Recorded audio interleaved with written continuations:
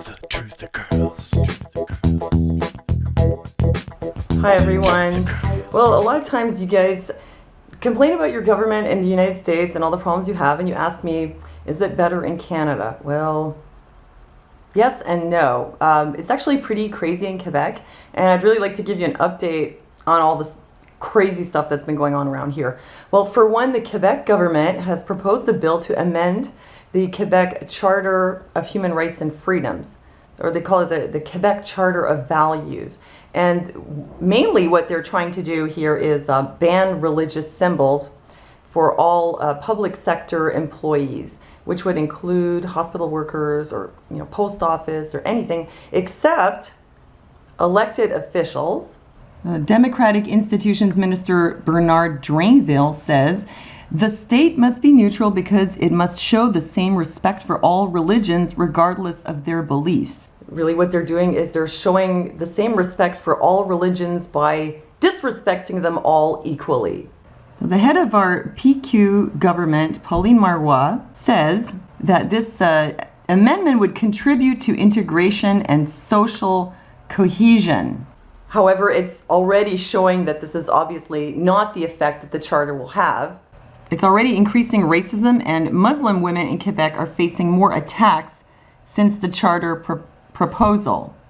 You can see here exactly what they're banning, what they consider ostentatious religious symbols, such as any kind of Muslim or Sikh headwear, also a yarmulke, also what they call oversized crosses. However, little trinkets, token jewelry are still allowed. That's just jewelry.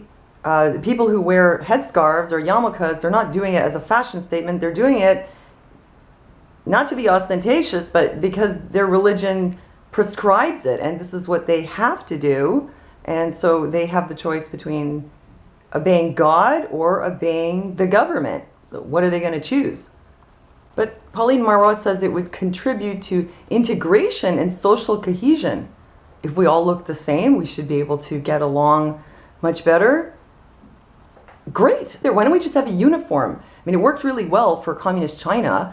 So maybe instead of Mao suits, we could have Marois suits. It would be like a Mao suit, but with a little more of that Quebecois flair, maybe a little scarf around the neck. Of course, there have already been a lot of protests against this charter.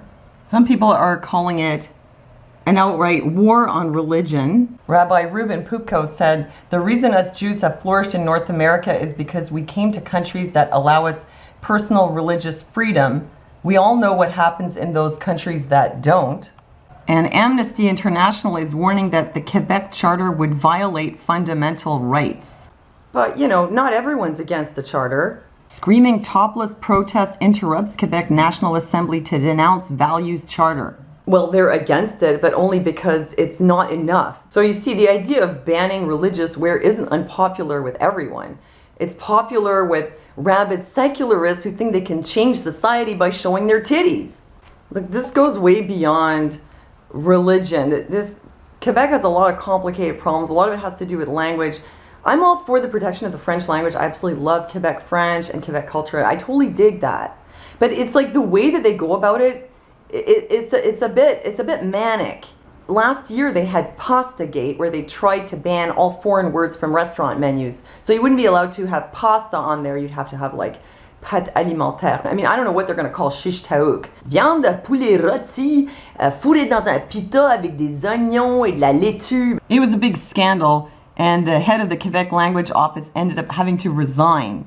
Obviously, they're spending a lot of money on trying to protect the French language and also secularize society. And where are they going to get this money? Oh, I know, cut funding to the schools. Now, Pauline Marois wants the school boards to give back $100 million in school taxes. I understand, Madame Marois. You got to do something that works for everybody. I mean, look at the dropout rates in Quebec.